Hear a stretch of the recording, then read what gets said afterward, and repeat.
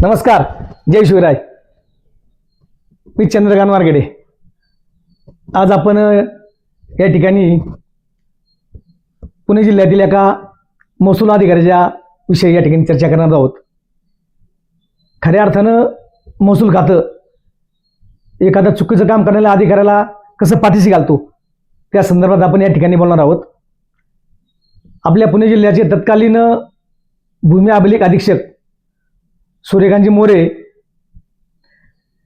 यांनी त्यांच्या कार्यकाळामध्ये अनेक चुकीची कामं केली किंवा अनेक नागरिकांना, शेतकऱ्यांना त्या ठिकाणी त्रास दिला आणि शेकडो तक्रारी ज्यावेळेला त्यांच्या विरोधामध्ये गेल्या त्यावेळेला महसूल खात्याकडून सूर्यकांत मोरे यांची 20/3/2025 त्यांच्या त्या कामासंदर्भामध्ये चौकशी समिती नेमण्यात आली.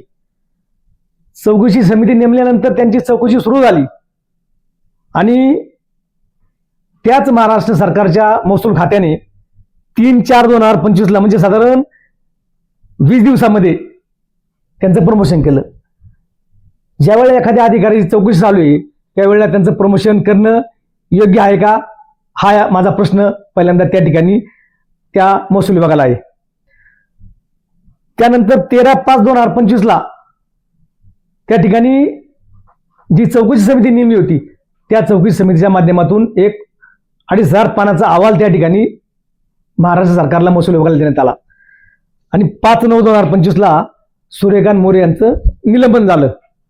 माझा साधा प्रश्न आहे, या राज्याचे महसूल मंत्री माननीय चंद्रशेखरजी बावनकुळे यांचं खूप चांगलं काम आहे, खूप चांगले निर्णय घेत आहेत.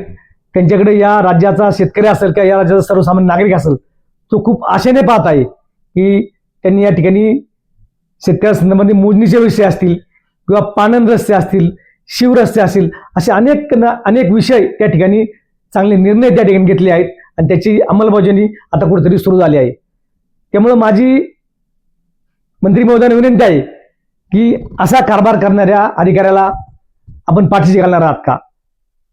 अशा कारभार करणाऱ्या अधिकाऱ्याचं आपण निलंबन केल्यानंतर प्रमोशन करणार आहात का? त्यामुळं माझी त्यांना विनंती आहे की आपण या अधिकाऱ्याला त्याचं केलेलं प्रमोशन रद्द करावं, त्याचं निलंबन कायम ठेवावं आणि त्याच्यावरती खऱ्या अर्थानं गुन्हा दाखल झाला पाहिजे आणि खऱ्या अर्थानं आमच्यासारख्या ज्यांच्यावर अन्याय झालाय त्यांना न्याय मिळाला पाहिजे. धन्यवाद.